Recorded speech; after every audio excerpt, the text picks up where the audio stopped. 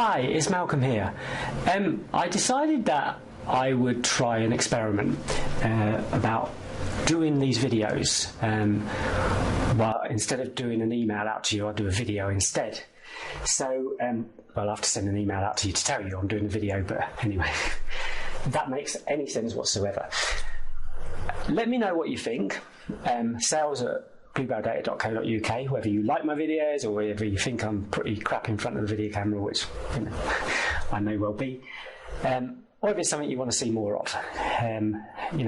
This is for you, and it might be useful, it may not be.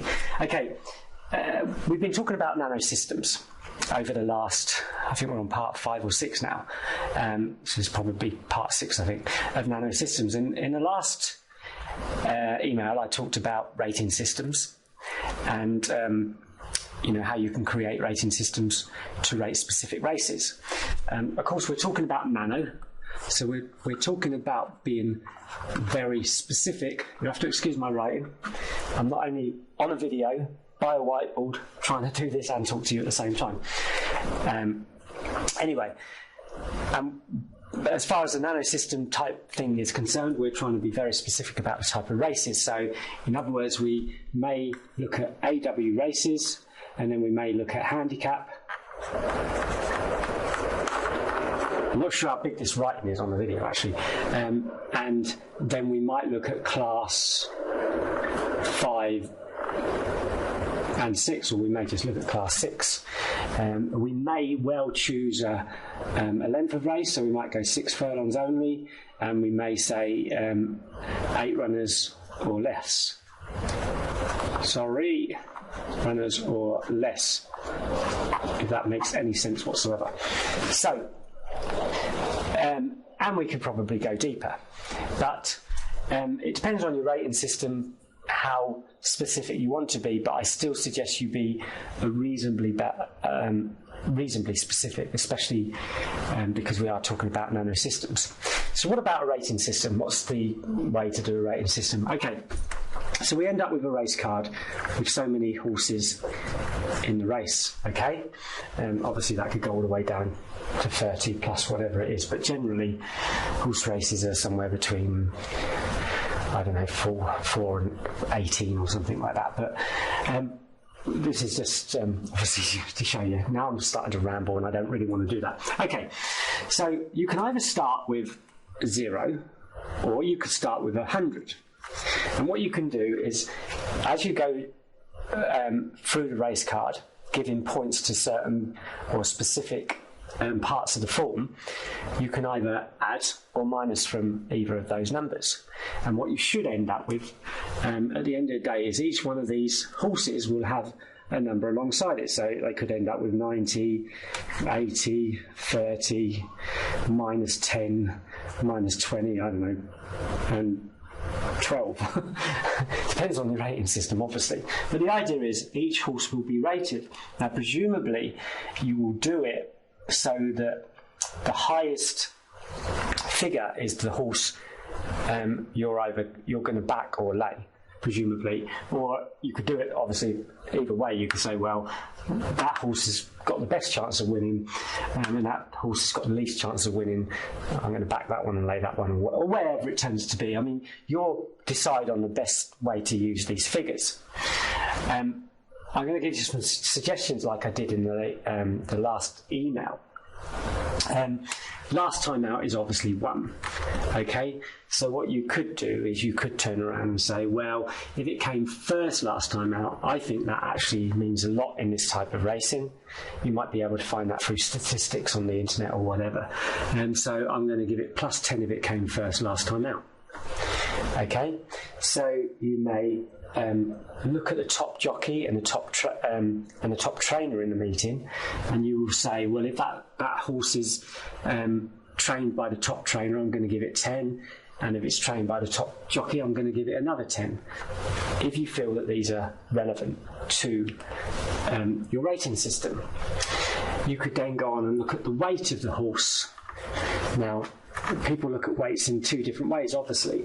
Some people think the top weighted horse, the heaviest in the race, is a handicap, some say that it's a good thing because that horse is, can handle that weight, so it should be fine. So you have to decide.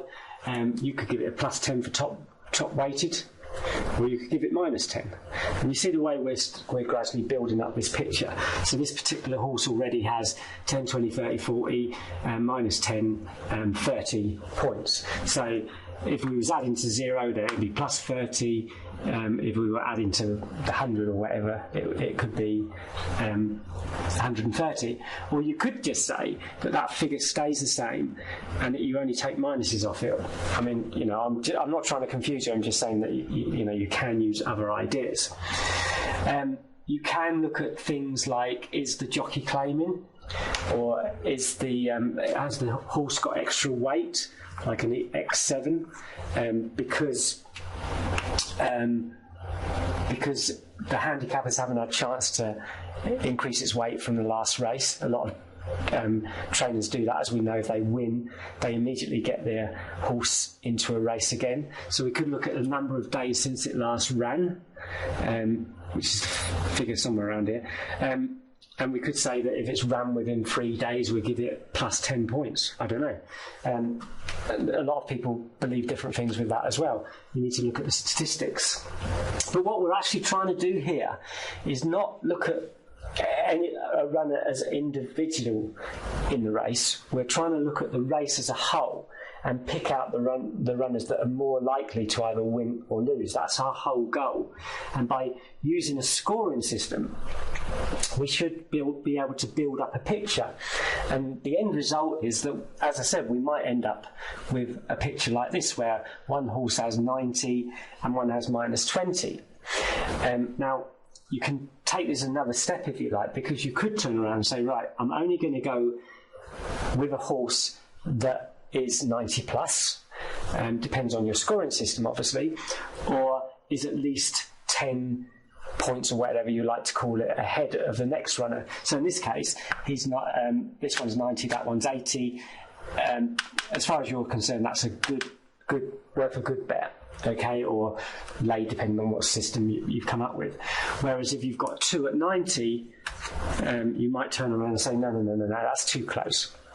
I'm not going with either of them. I'm going to scrap the race because there's just not enough gap in between it, and so you can gradually build up that picture.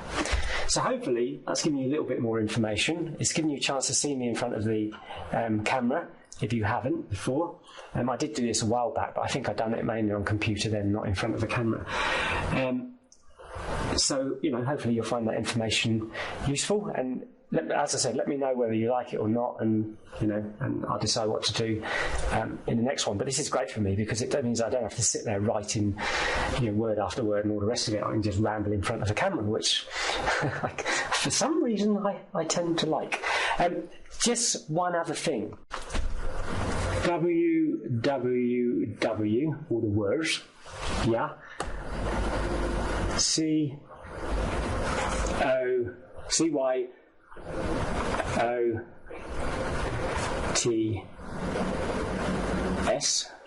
That's create your own tipping service, would you believe? CYOTS.co.uk. Okay, if you just go to that address, you may remember last year and the year before I'd done several seminars regarding creating your own tipping service. I know I shouldn't really mention it here, but I thought I would anyway. If you pop across there, I put a new offer up, some new videos and stuff like that. You might find it quite interesting. I don't know if you want to do that or not, but I just thought I'd dump it in here for something for you to read. Okay, thanks for watching, and see you next time. Bye-bye.